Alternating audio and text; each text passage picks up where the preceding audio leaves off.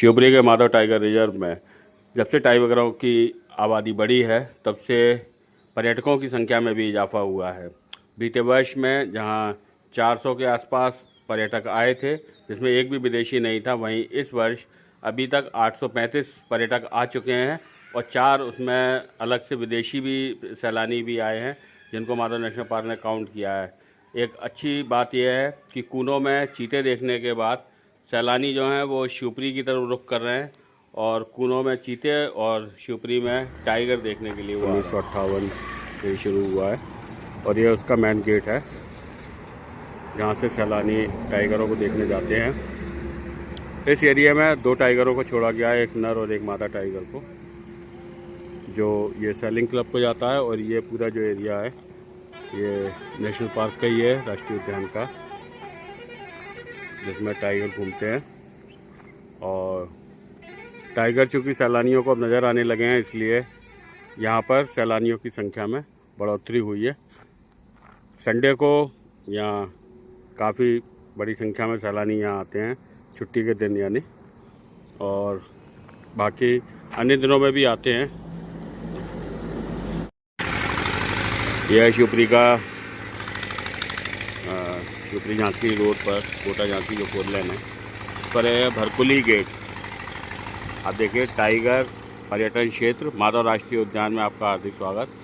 ये एक गेट है जहाँ से सैलानी अंदर जाते हैं माधव नेशनल पार्क में टाइगर देखने के लिए। शिवपुरी में जो सबसे पहले टाइगर लाए गए थे, 3 टाइगर, उनको इसी एरिया में छोड़ा गया था। इसी एरिया में उनके बलारपुर से साइड में उनके बाड़े बनाए गए थे और भरकुली गेट जो जहाँ जिस जंगल की तरफ ले जाता है वहाँ पर वो 3 टाइगर रहे। उसके बाद अब उनमें से 2 शावक और पैदा हो गए हैं। तो इस तरह इस एरिया में, इस गेट से जाने वाले पर्यटकों को 5 टाइगर दिखते हैं। और क्योंकि टाइगर दिखने लगे हैं इसलिए अब शिवपुरी के माधव टाइगर रिजर्व में सैलानियों की संख्या में भी दुगना इजाफा हुआ है। तो जो आपके पास जो वाहन है टूरिस्टों को घुमाने के लिए, चाहे माधव नेशनल टाइगर रिजर्व हो चाहे कूनो, तो वहाँ पर पर्याप्त हैं?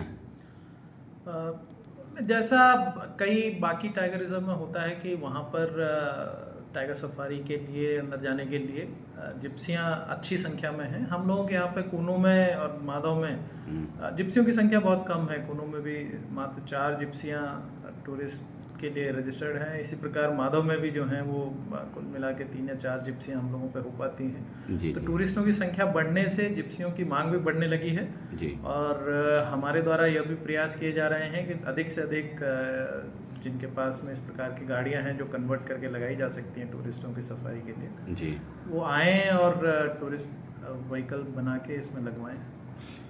हमेशा गर्मियों में ही टाइगर को जंगल में छोड़ा जाता है। जब अपने शिवपुरी में लाए गए तो जब लास्ट ईयर भी लाए गए थे तब भी गर्मी थी और इस बार भी, क्या वजह मानते हैं आप?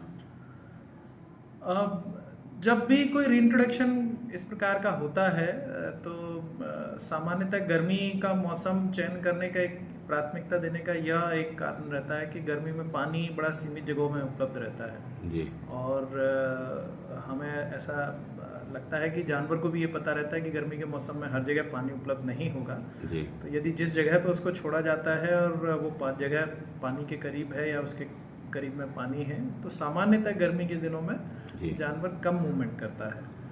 तो जो एक टेंडेंसी होती है कि कोई नई जगह में अगर जानवर छोड़ा गया है तो वो नई जगह को एक्सप्लोर करता है या बहुत दूर निकलता है, या अगर होमिंग टेंडेंसी हो तो ज़्यादा दूर निकल जाता है जी जी। वैसी घटनाएं गर्मियों में सामान्यतः कम होती हैं क्योंकि पानी की अवेलेबिलिटी सीमित रहती है। मतलब पानी कहीं ना कहीं टाइगर को रोके रहता है कि अभी इस एरिया को मत छोड़ो। ऐसा हमारा मानना है। मेरे ख्याल से इस संबंध में अभी कोई ऐसी तथ्यात्मक रूप से नहीं बात है, कोई रिसर्च ऐसी नहीं है, पर ऐसा सामान्यतः हम लोगों का अनुभव रहा है जी कि जो गर्मी या गर्मी से पूर्व में जो रीइंट्रोडक्शन किए गए हैं टाइगर के, उसमें टाइगर का मूवमेंट एक सीमित दायरे में रहा है।